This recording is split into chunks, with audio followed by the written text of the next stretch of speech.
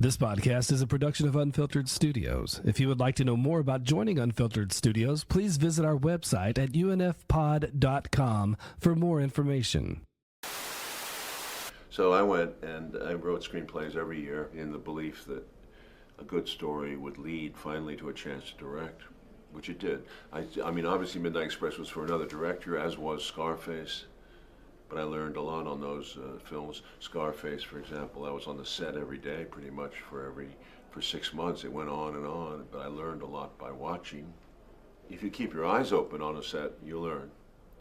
And but I kept writing. I have to emphasize that writing is very important. Well, I'm known for, I guess, some hard-hitting contemporary films, but I also was interested in westerns and classical history, and I did all forms of screenwriting. Some of these films are crime films, some of them are about finance, some about Wall Street, some about war, and some about presidents. So, you know, this is all, I'm charting my growth of consciousness as I get older. I think that was what was going on, trying to know more about the subject matter and being curious about not only the world around me, but my own consciousness of it. It took me a while to learn a lot. I started to do documentaries later in my life, and in addition to film. I can't speak for anyone else but myself, and the subjects I chose were always difficult. I don't remember. I mean, you realize that Platoon has turned down 10 years worth of rejections, and so was The Born on the 4th of July, which is also about a Vietnam veteran. These subjects were taboo in a way. They were realistic looks at the war, not the American militarism, celebration of heroes and so forth. This is another style. I've always had resistance. JFK was an extremely complicated case, bringing miles of research, years of into perspective in a 3-hour and 8-minute movie. In other words, I think some of me likes the challenge. You just climb the higher mountain. Snowden was impossible because it was in the news, and there was so much controversy, and at the same time, he was considered in the United States a villain, by more people than admired him. So it was like 60% against him, 30. And we did not get any studio financing. That was back to my days on Salvador, actually, and the Platoon, where I was looking for any kind of money to make the film. Snowden was the French and the Germans.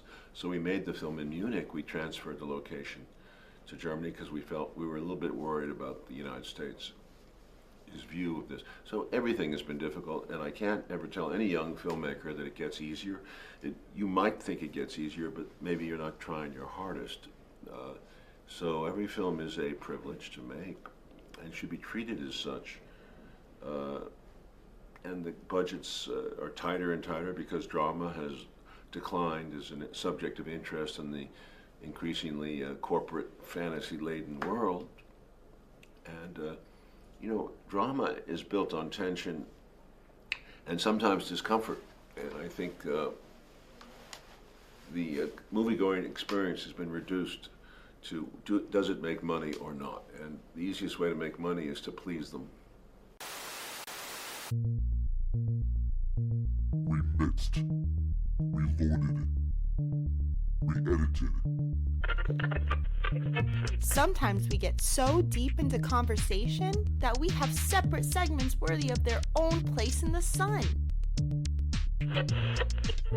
Here is a reshuffled mini episode.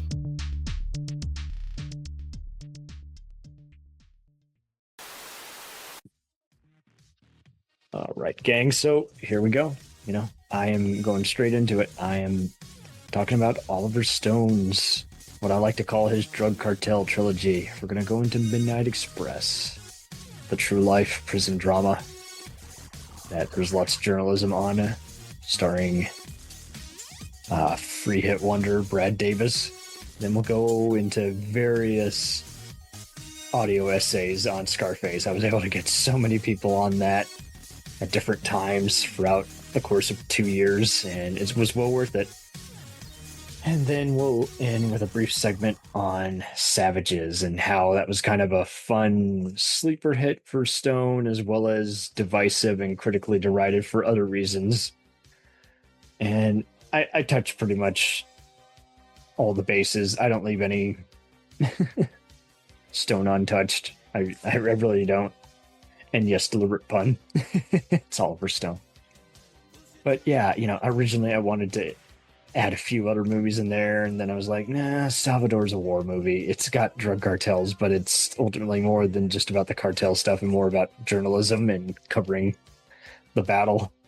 So I covered that in with some of his other Vietnam stuff because we had already done tributes to Platoon and another bunch of Vietnam movies. So I was like, hey, if I'm going to keep doing these filmmakers and their unofficial trilogies or quadruple movies with, again, they're only relating that there's themes, and you could easily say it's a side spin-off or side movie related to the other movie they did that complement one and the other.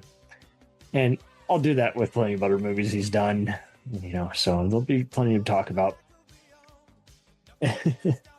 Talk radio and Wall Street, what have you, heaven and earth. And same thing with many of these other great cohorts, great filmmakers, everyone from Spike Lee and William Friedkin to Joe Dante. And, in the past, we've done other unofficial trilogies for Sam Raimi and Scorsese and Spielberg. So we'll just keep doing some deep, deep cuts for both new and old filmmakers. So enjoy.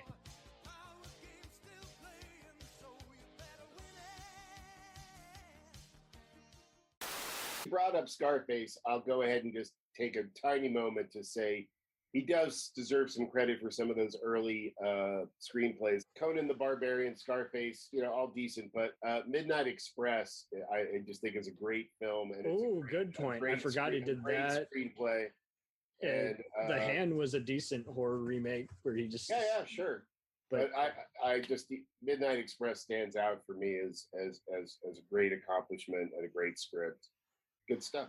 But yeah, I'm not going to diss on Oliver Stone too much. I think he's he may be a little meandering and a little, I don't know. Yeah, I haven't kept up with any of his documentaries. It's just been one of those. The last thing I want to do is give someone like Castro or Putin, any attention.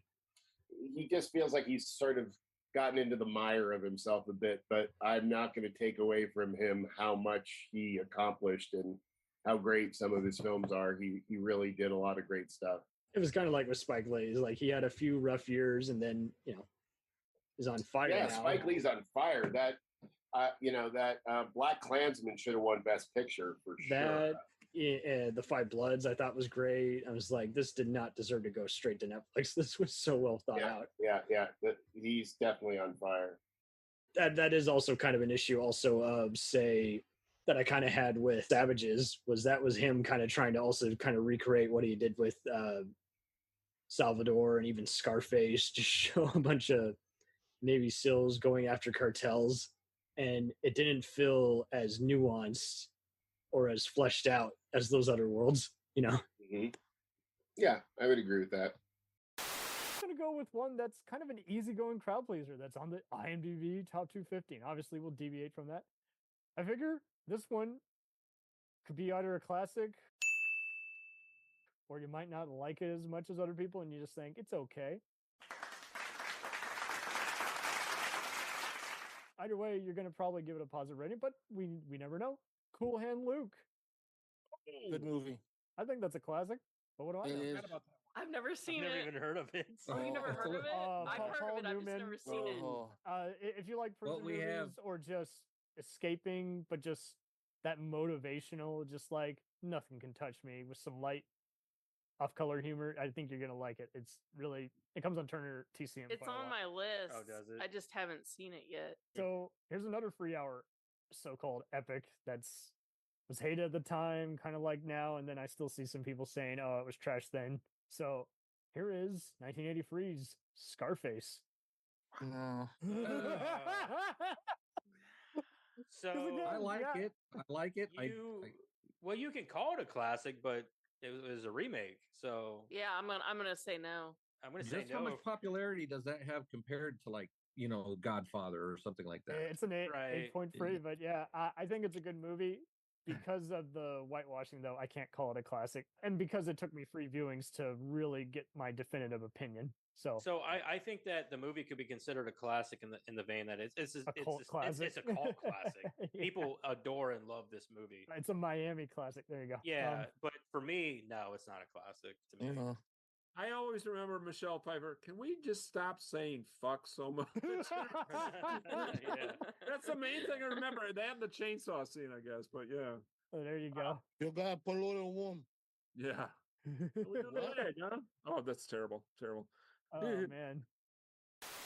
We've been talking about doing more filmmaker specials, and I've done this before. Like when David Mamet and LeMay worked together on The Verdict, you could have the argument, whose movie is it more? You could do this also with Scarface. Is it more De Palma's vision, or is it more? I get more of Oliver Stone's angry voice at times. You know, I'm thinking more Oliver Stone. That's what I'm just. That's him on cocaine, snorting and talking about facts. You know? But De Palma is doing all the giallo type style that he likes to do. You know, the Hitchcock. I love his movies, like Blowout. I mean, just one example. Dress to Kill. He's made so many great movies. Brian De Palma. My favorite one he ever did was this is the Phantom of the Paradise. Paradise of the Paradise, which was his homage to, if you watch the beginning of it, it's the homage to Touch of Evil with the bomb in the car. Watch that. Watch the beginning of Touch of Evil when they're putting the bomb in the car and the bomb's going, and then you watch where the Juicy Fruits are playing the Beach Bums and and the Phantom. It's like his little thing of like, oh yeah, I'm gonna do a little Hitchcock thing here, put that there and have you just watch it and just have you watch it and just go, oh, I've seen this before in another movie. Oh yeah, Orson Welles.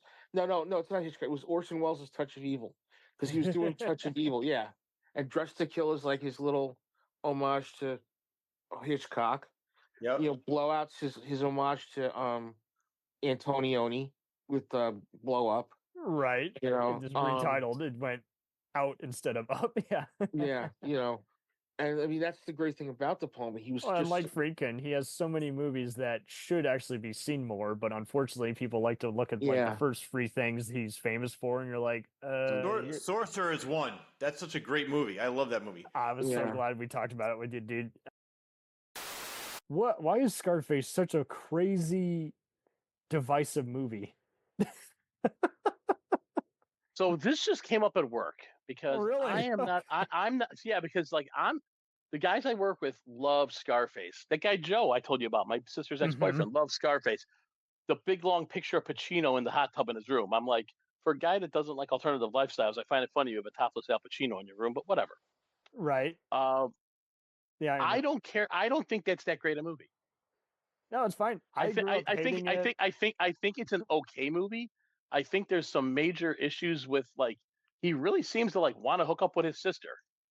The relationship he has, how he views his sister is very creepy. It does take an Oedipus type turn of incest. And he basically kills everybody that helped him. For no real reasons. For most of the time, for no real reasons. I hated it growing up. Then I came around to it where I'm like, I like the action and the quotes. I just hate getting to that. And then it's so funny. The movie itself isn't bad. It's filmed fine. But the plot point of him and the sister, again, creepy to me. And honestly, his character, I just don't care for. I think it just needed a better director. Brian De Palma's good at style, but he's so oblivious to it. And talk about a guy. Didn't Brian De Palma do Carlito's Way? Yeah. Okay, I like Carlito's Way. I think it's a much better movie. Yeah. It's a very similar movie. I recommended it to the Scarface guys at work, and one guy started watching. He's like, "It's almost the same movie."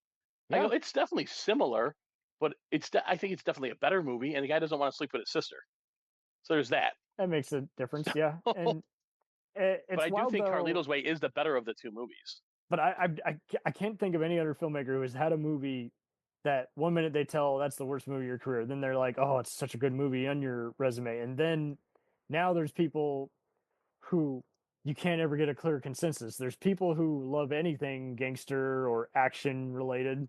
And then you get people who like the Shakespearean themes. Then there's others. I'm kind of in that boat where I think there's some good stuff, but there's also a lot of 80s junk that didn't age well in it. And it's just funny to me.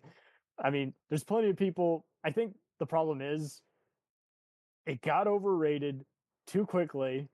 And then most of the people showing up were the guys who were into trashy movies, like just gore fanatics and all that. You know what it feels like? It feels like the movie Maniac. Yes. Oh my god. It feels like that B movie. Mm-hmm. But it seems like a lot of late '70s movies had that like gritty, dirty guerrilla feel to it. You know, Mm-hmm. I think it was kind of the thing back then. It was the cool thing to do, man. Yeah. It's And Scarface did have that feel in some scenes. You know, yeah. and but yeah, no, I'm with you. It's not a movie I think is great. I don't think it's horrible. I think it's like a solid 6 out of 10, Mm-hmm. maybe just slightly above average. I think he's the least likable character in the damn thing. Like anyone that's like, oh, I wish I was him. I'm like, what? You wish you were your sister? Like what? What do you mean you wish you were him? The guy's a loose cannon. Like if he would have just behaved, he would never got busted, or he would never got killed rather by the other cartel. Well, and it is just so wild. It's like I think what would have made it a better movie is just a little more development on the crooked cop subplot. You know, his best friend betraying him, and Stephen Bauer is a good actor who he's apparently really difficult in that if he doesn't like you, he's not going to get along with you. To me, the character of Scarface is so bad that I did not feel bad when his friend betrayed him. Yeah, you know, like in a lot of mafia movies, when somebody like betrays somebody, you're like, oh man, that sucks. It's weird. In this one, it's like good. And it's another rare case of where Latino audiences eat it up, even though it's a whitewashed role. It's like they're just like, okay, cool, Italian guy playing a Cuban, perfect, let's do it. And then it's just wild how they're doing these accents, but people let them get away with it because they're good actors. Don't worry about it. People like my cousin right now are probably protesting it, even though they're not Latino. It's interesting to me how, for a movie that's so divisive, how it has lasted this long, and it's wild. But it's funny because it's not even divisive because of the whitewashing. No one even gives that a second thought. Not nowadays. I think in a way though, it's lucky enough because, just follow me on this. It's gonna be kind of a weird trip. I think it's okay. Most people were okay, even if they're Latino, with Pacino playing the character because number one, he's Al Pacino. Number two, he's like you said, he's Italian. And honestly, I'm part Italian. I have family in Italy. Italian, Spanish, and a lot of Latino and Hispanic are very similar. And we all know why. Because Spain, colonized a lot of stuff down there. So I think him pulling the character off wasn't too much of a stretch. They were just joking about the accent and then transition to English, probably. Yeah, the accent. Yeah, that would be an issue. But even like my buddy Jose's Cuban, and he doesn't look like what you would consider like Latino. Like he has some features, but he's not like totally like tan all the time or nothing like that. You know what I mean? I agree. So I think it's interesting that Robert Loggia could have had a bigger role. I think my main issue is it's so funny how a lot of these bad guys who are in it, including the Skull, end up having bigger roles in Michael Mann movies. And you're just like, I kind of would have liked a little more backstory on them. And it's funny how spin-off books and comics and even a video game sequel have expanded it. But you would have liked that more in the movie itself. And it is so funny how Spielberg apparently directed part of the finale. He was on set one day and helped out a buddy. Oh, really? I didn't know that. Yeah. You can thank him for some of those grenade launches. But I just find it interesting how, Good thing it wasn't Michael Bay. A plane would have crashed into the set just for no reason. Yeah, there would have been race cars flying around. I think Michelle Transformers. Oh, dear God. Yeah, I think Michelle Pfeiffer's good in it, but she's not expanded upon enough. It's just kind of viewed up as property by the protagonists, but it is wild too how there's shots that are clearly trying to be like The Godfather. Now that I would call a good movie because it's everything. Mm-hmm. It's a turn to the dark side. It's friends close, enemies closer. It's a revenge movie. It's not my favorite mafia movie though. Okay. What would you say? I agree that it's a great movie, but it's not like I could sit down and just watch it. I'd probably go with Goodfellas. Oh, there you go. See, because Goodfellas shows like the rise of like the younger generation in the mafia. Yes. And then how they didn't listen to the old guys saying don't get involved in drugs. You got the boomers. And he did it anyway, and they brought them all down, and they ended up taking everybody down. Yeah, because really that's what happened was once I guess Ray Liotta's character would be a boomer by today's standards. So yeah. I just mean that versus the millennials, and it's just like kind of, yeah. But it's like the younger ones are like, hey, we can make more money if we do this, and they're like, it's too high profile, stay away from it. Yeah, two generations. And it's a partial heist movie, and it's not about the actual seeing the heist. And but it talks about a legitimately real heist. No, it did happen. That Lufthansa, which a lot of people don't know that. If you want to know more about the Gambinos and other associates, that's the one. And to the movie's credit, we were doing a Scorsese special. We were joking. It's like all these movies are kind of a themed trilogy. Is like that's the only one that gets away with a narration. Now, when you see a narration, especially in a crime thriller, you're like, you've given everything away. What can you do to sustain my interest for the next 40 minutes before I turn this off? You know, it's just everybody did it to death, but it did it so well, like it broke the rules the right way instead of let's just do it just because we're hacks and we have no imagination. It's like, no, they thought this out thoroughly. So I need to hop on. I need to hop on for work in about 5 minutes. Okay, yeah, perfect. But I'm gonna. So I told you that was my favorite. That's probably my favorite mafia movie. Donnie Brasco's up there too. I think that's a great one. Yeah. I almost want to say Reservoir Dogs, but they're not really the mafia. They're just like a crew. Yeah, great gangster subplot, but mainly a heist. Yeah. My least favorite, and people give me crap for this all the time, The Irishman. Yeah, I hated it too. It was pretty bad. Great cast, dull as dishwater. And after that movie, every 5'2" fat Italian guy I knew was running around saying he painted houses. In fact, everyone I knew was talking about painting houses. I'm like, painting houses? You're out of breath walking to your chair. Yeah. It was boring. It was dull. It was a story I already knew. I've seen documentaries about this guy. It didn't offer anything new. We pretty much know Hoffa was probably killed in Detroit, and no one knows where his body is. That's what I thought. That was the guy that did it. Yeah. This has already been talked about. It's 180 documentaries. All the movie was, hey, let's get all these guys together in one movie again before they die. Right? That's how I looked at it. It was too long, it was too slow, and it was just boring. Well, not to mention just, like you say, it didn't bring anything new. And you're just like, okay, no, tell me something I don't know. And what's funny is Harvey Keitel was playing the most violent guy of that whole thing. Is like, I need to see him with someone's eyeball on his fork or something, and nothing. You're just having a good actor talk in the corner. That doesn't do it. That doesn't. And I hate to say it. I love all those actors, but you look at them and you're like, I don't think those guys can even walk across the room on their own anymore. Let alone do the things you're having them do in this movie. Yeah, I'm not. I mean, those guys are all they're all in their late 60s to late 70s. It's like, but it was just, I thought it was just so dull. Me too. And so slow. The Sheltering Sky moved faster. Oh, and at least I can understand The Sheltering Sky, and even though it's not my kind of movie, it's like that says a lot. Yeah, that's a good point.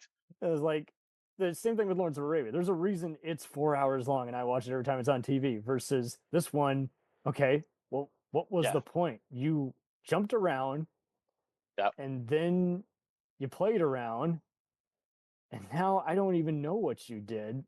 But it's not Oscar worthy, and it's definitely not a good movie. If I have to finish it in 2 days, that's not good. That's not good. You know what else was what else is a very underrated good movie that was kind of mafia orientated?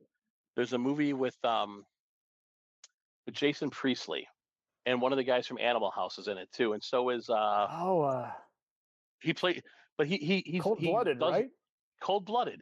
He does numbers for the mafia. The boss dies, and the new boss wants him to earn his keep. Yeah, the new boss wants him to earn his keep, and the guy from Animal House, the one I think he not Otter, the other guy, he is tasked with making him into an assassin, a hitman. I call that movie National Lampoon's Falling Down. But it's so the guy that died, Ben, bought it at a video store used, and that's where I saw it. He's like, you got to watch this. Jason Priestley plays like like a special needs like mafia guy. I go, what are you testing? It's Jason Priestley. How good can it be? It's really good. I agree. It's such an underrated good movie. It's ridiculous.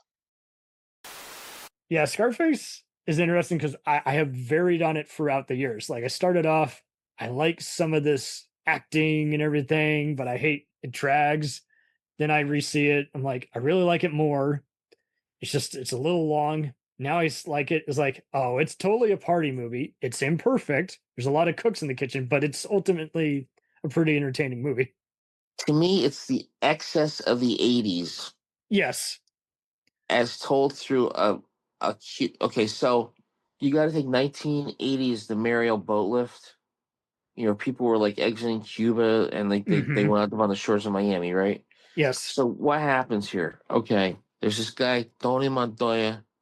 He's it's fucking Pacino.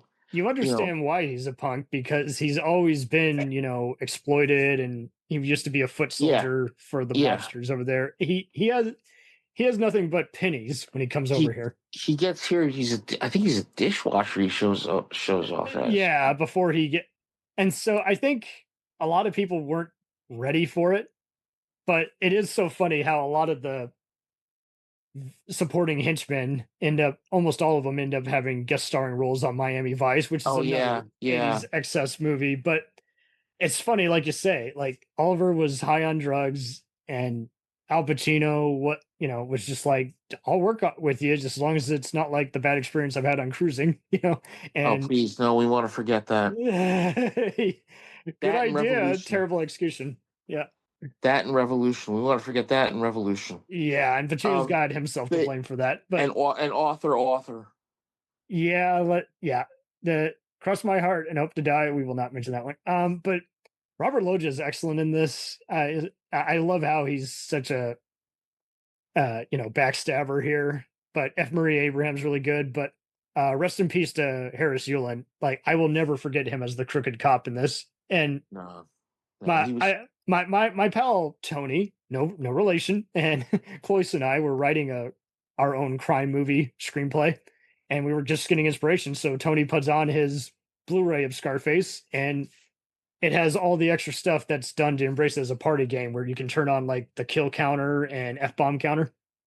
And yeah, it's really awesome. You gotta fuck up a little woman. Well, and what's even more awesome is, much like the Arrow Blu-ray of RoboCop, if you want, you can cut to the safe to air PG rated edit for TV for scene by scene, and those are fun. It's just like, darn you, before you shot. But gosh darn it, where's my cocaine? Alternate scenes where you don't see the gunshots. Yeah, some stuff, but it's so funny how, yes, freaking Spielberg and De Palma were still just great friends, and is like, hey, can you help me design the finale of this, Steven? How would you film this? Because you're visiting here. And that finale with the cocaine. Steven needs more credit, because he's obviously he didn't shoot all of it, but he's like, how about you have this establishing shot just show how stealthy these hitmen are coming to kill Tony. Tony's, blinded by all the coke, the fuel, the rage. It's like, his sister. I think that's just it. I think that's that's one of two things that make people uncomfortable with the movie, besides, Italians playing, South American drug lords. I think it's the incest part, even though it's trying to be very Macbethy and that scene, the sister, between him and the sister, there's kind of this little bit of a you can tell he doesn't value her as property, but he wants to protect her, but he kind of loves her because she's the only thing he has left. But I think that's a little realistic, because when you have so much excess and no rules to play by, what's to stop you? But at least it didn't go full blown Oedipus, to be fair. Oh, no. Or that's. It never went into something unpleasant that everyone talked about, like Silence of the Lambs or Crying Game type crap. It was like, no, it's not that kind of movie. But it is fun if you view it as a stage play. And I think they have done a few stage plays, believe it or not, of this. But there's a reason people have done a comic book and a video game of it. They love the character. The character made the movie. Pacino is having a blast before he gets typecast and goes the whole "I'm Pacino," But like you say, it's not perfect, but it's not a piece of shit. But yeah, when I rewatched it, I did see a lot of frames like, oh, that is totally. Yes, he still does a little bit of Hitchcock moments, but there's also moments where De Palma pretty much did a few homages to Coppola as a love letter. It's like, yeah, let me get this similar establishing shot where everyone's meeting together for a meeting. Yeah. Well, Pacino's just such a bastard in that. I mean, the way he gets rid of F. Murray Abraham, you know. Yeah, I'm gonna hang you by the helicopter. All I got is my money and my balls, you know. Yeah, it's interesting, and it's a shame that it's so wild how again it's this is the in between segment for De Palma where he got both hate and fan mail for it at the same time. What do you do with that kind of feedback? This is how do you even interpret that? That's a lot to take in. You know, it's like this. I always say this: like if you watch the movie, right, and you realize he's coming from nothing, you know, he becomes an underling, then he becomes the boss, and then you realize the whole thing about the rise to power. I think it's a Thelma and Louise kind of thing. People only know about it because people have referenced the shocking ending so many times. I'm like, yes, but did you actually see the movie? I don't want to see the ending. I'm like, no, see the movie, dude. You haven't seen it. You can't talk shit about it if you haven't seen it. To me, it's the rise of power in the 80s. It's a rise of power. It's a rise of power. It's a if you don't know any rules, you're never going to know your end game when you are done with all this kinds of stuff. It's like, yeah, you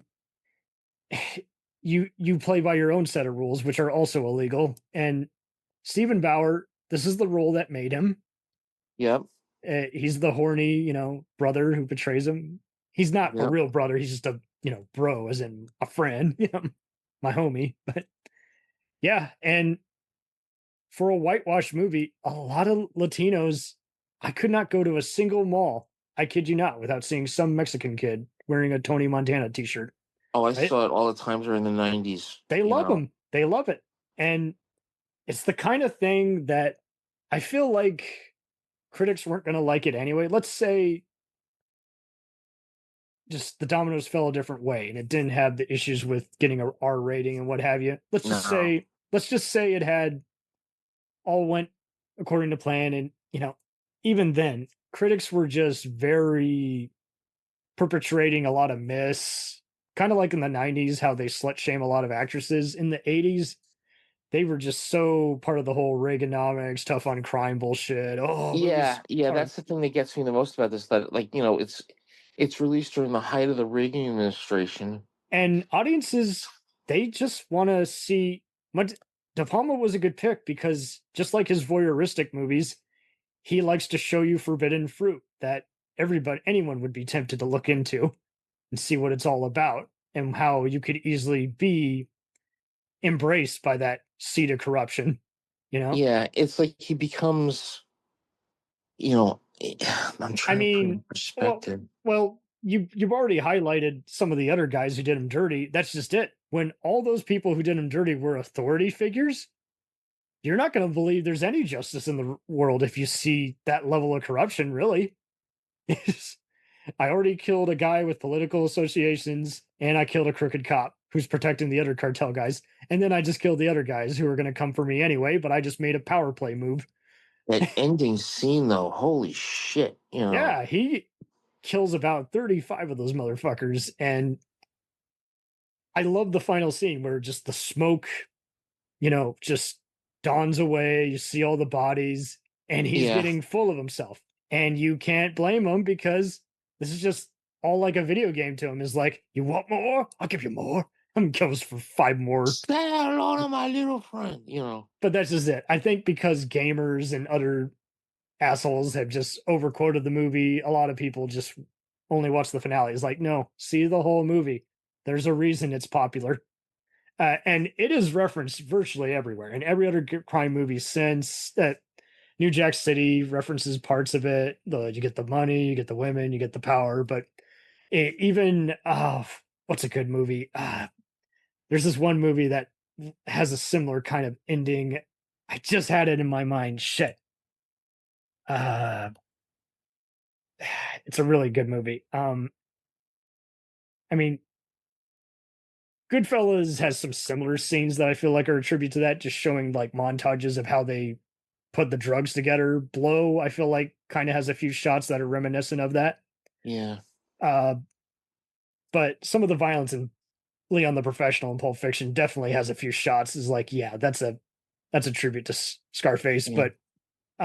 But the ending of Training Day, where he's getting all the bullets and saying, "Yeah, you think you can kill me? That's totally a Tony Montana type gun down.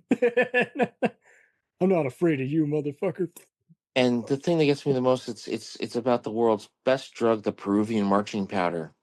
That's a good point. No one ever talks about what actual drug is being packaged. They just go crack. I'm like, it's not just any crack. It's cocaine. It's not just any kind of cocaine. It's pretty much all the best shit. And he snorts it 24/7, and he gets high on his own supplies, because who wouldn't if you have it all and you don't even want to sell it yet? Why do anything with it, Yeah. In all fairness, I mean, as much as we hate what some drugs, not all, I'm not a narc, but as much as we dislike what some drugs can really harm your body, there's a reason why people use it. It's just because it really does bring you so much. It may not bring you happiness, but it does make you feel good. So I can understand why he would want to zone out. I think it does good at building up to how just glamorizing the excess. So, but in a good way. And what do I mean by that? What I mean is it just shows a romanticized version of it. And it really did have some cool dialogue that. Oh, yeah. But unfortunately, most people are going to say, hey, yeah, the movie where Pacino overacts. I'm like, but see, the overacting I feel is earned compared to other movies where Pacino they won't turn the cameras off and it's like, Pacino, what are you doing? Stop it. But he works here, I think. But it is so wild how he spent, much like Cruising, he apologizes to people when the movie comes out, then he slowly starts embracing it again. Passive aggressive. Pretty much.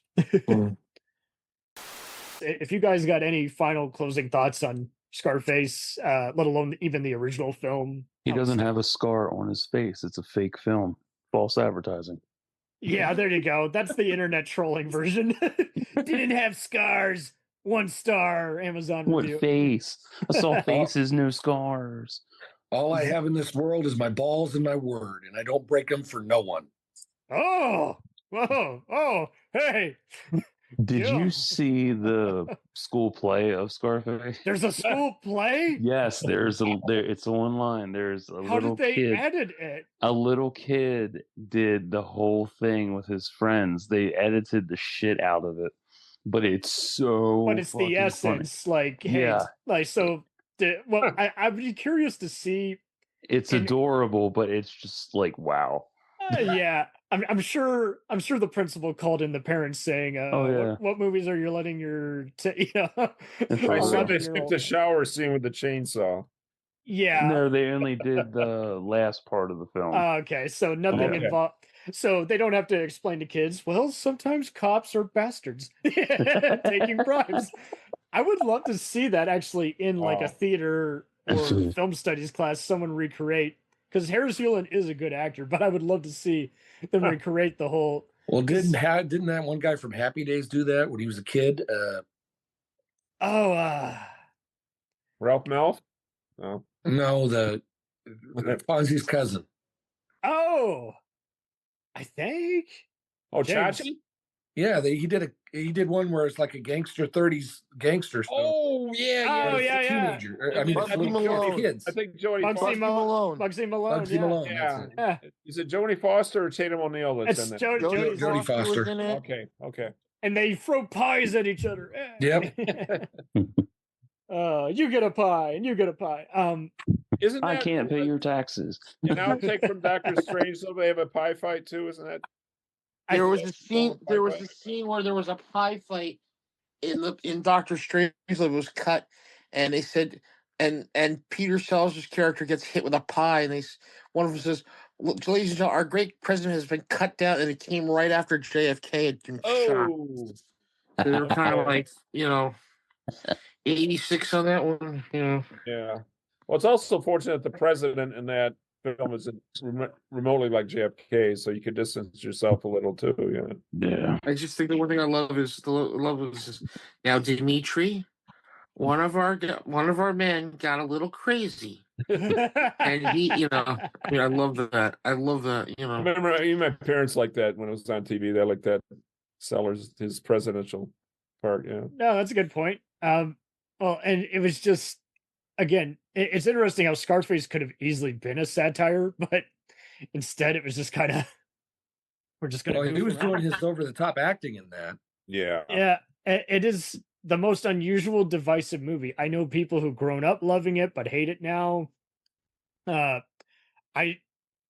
Even though it is brownwashing, I still know many Latinos who they're like, I fucking love them in that. They're okay with it. So it's just kind of one of those, is like, it could have been different, but and I've seen others, they're like, yeah, he's not Cuban, but it's a good performance. Well, I think he talks about his parentage, and his father was American or something like that.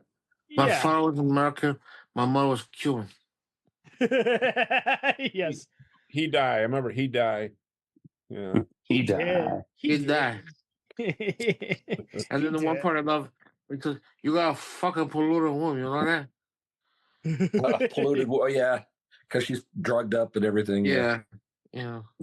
Oh, that's just it too. I think what I enjoy about it, I've rewatched it for years, and you guys definitely got to get the Blu-ray because it does a fun F-bomb counter and I have counter. the platinum edition with the F-bomb counter. Perfect. What's funny too is his girlfriend complains about the F-bombs in the middle of the movie when everyone's sick of hearing them too. Yeah. Stop saying that. And so that's just it. It is pretty self-aware. You just got to look for it. Why are they saying fuck so much? Because it's a free word. Well, and that how he's just so out of control, and even the thing with his sister and his best friend. Yep. Yeah, that's right. That's right. He could have had Michelle Pfeiffer, and yet again, she's like, I have no business being around you. Yeah. And an alternate cut of the movie, she could have easily been shot or tortured and killed, but they fortunately avoid that. Well, and he took her away from Robert Loggia's character. Oh no! You got to say it like Family Guy. Robert Loggia.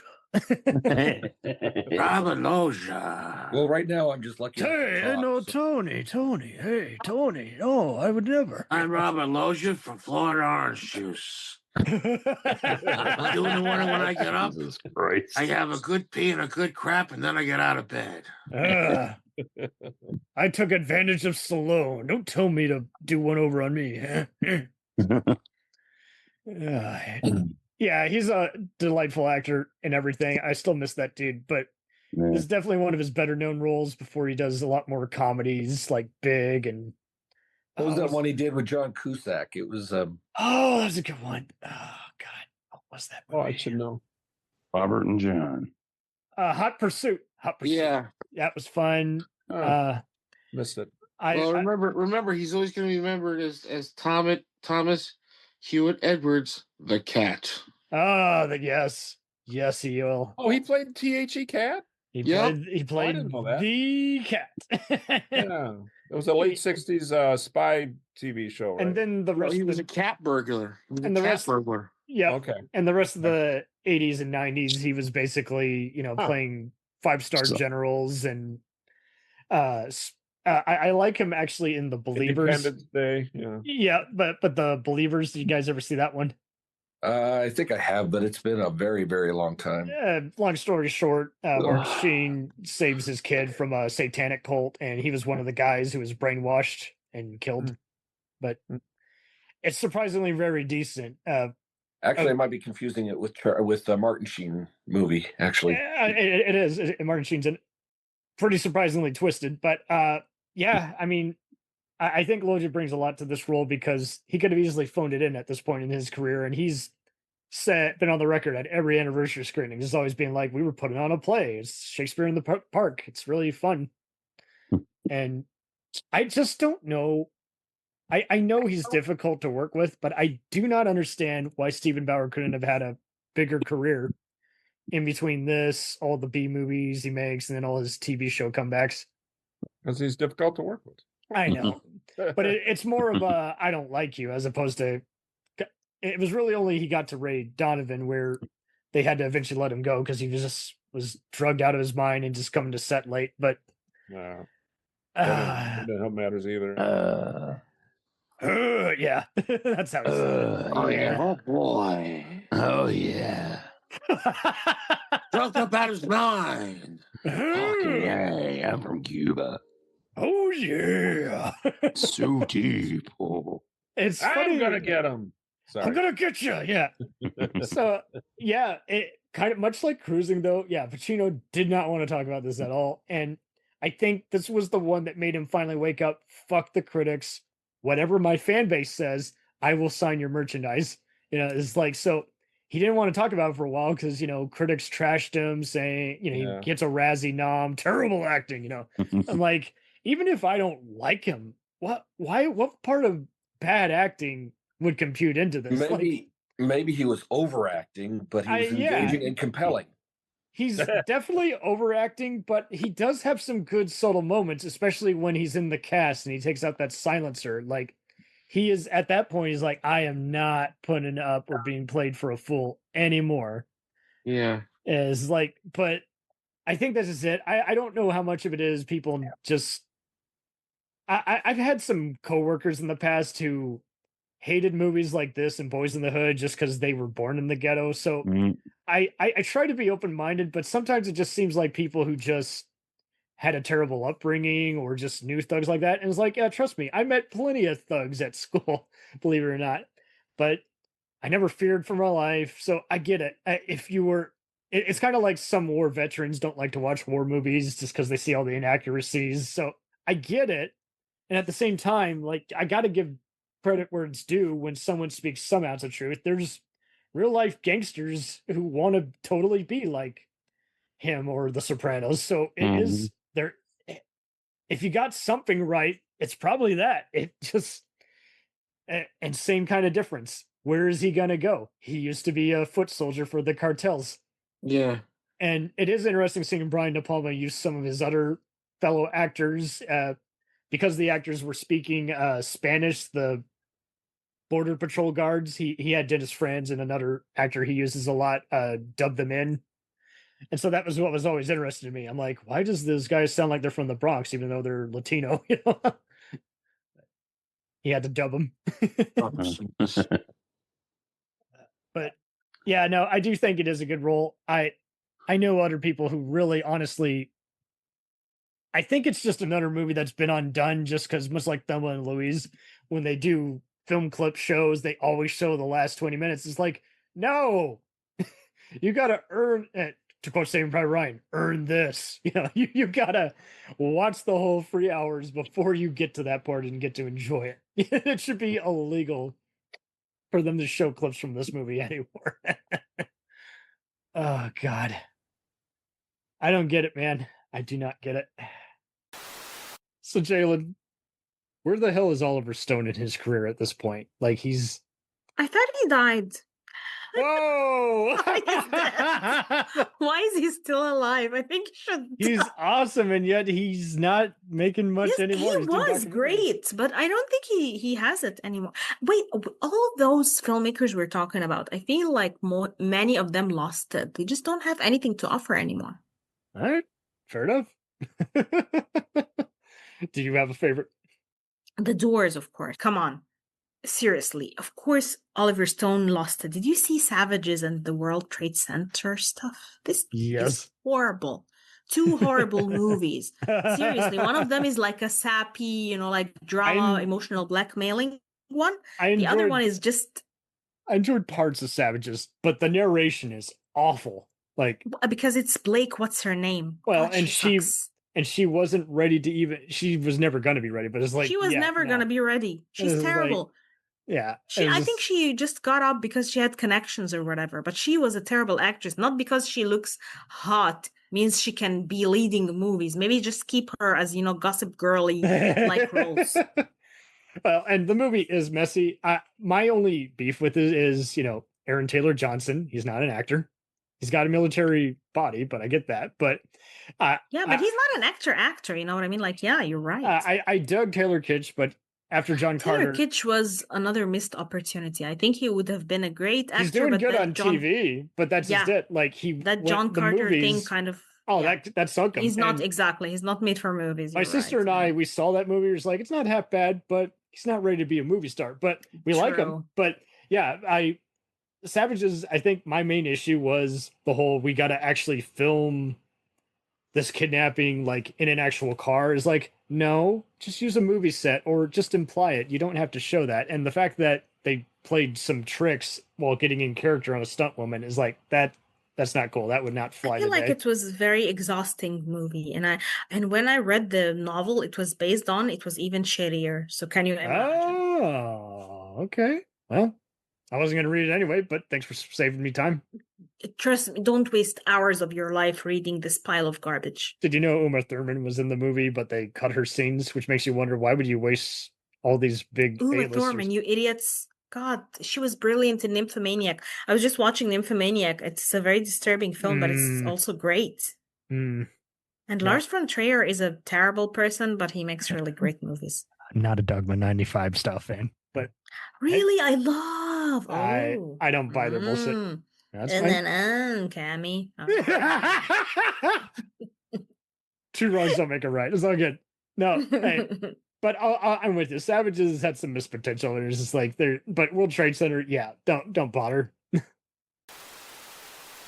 We'll return after these messages. Folks, Hal back here. We got a 90-minute weekly Shack Stop. It's growing all over the world. Find it at 2 p.m. and 10 p.m. Eastern Time on Mondays, then 3 p.m. on Wednesdays, then 7 p.m. on Thursdays.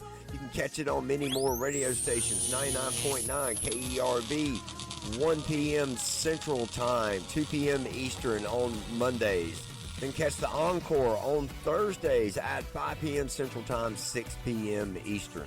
Then catch it Wednesday mornings at 11 a.m. Eastern Time, 10 a.m. Central on 107.7 K-Twins. Then hang out with us Wednesday afternoons on MXTR and House Shack Radio, 3 p.m. Eastern Time. Then Thursday, get up bright and early with us on 95.7 Web Radio at 6 a.m. Pacific Time, 9 a.m. Eastern. Of course, we've got your Friday covered as well. 12 p.m. Eastern Time on MXTR FM and 10 p.m. Eastern Time, 9 p.m. Central, 107.7 K-Twins. Find everything on HalShack.com. HalShack.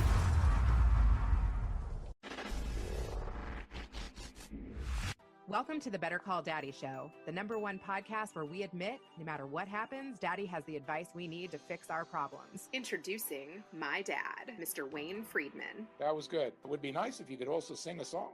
What would the song be? You love Paris in the springtime. I just made up some words to it. I love Rena in the springtime. I love Rena in the fall.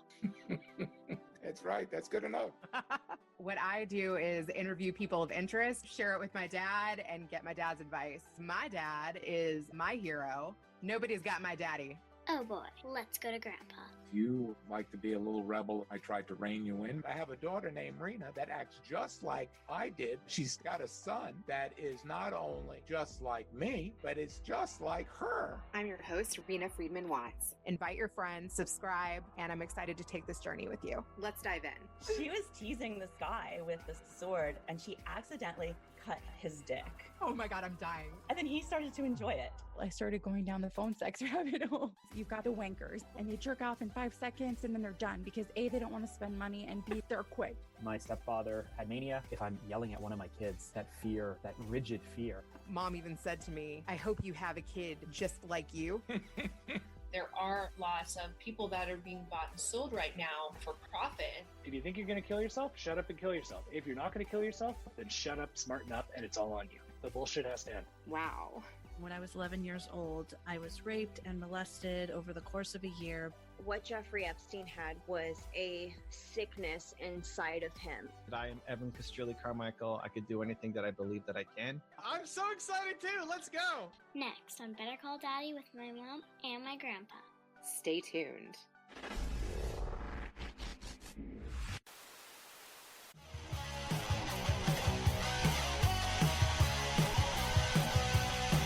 Follow us on the web on Facebook, Twitter, and Instagram.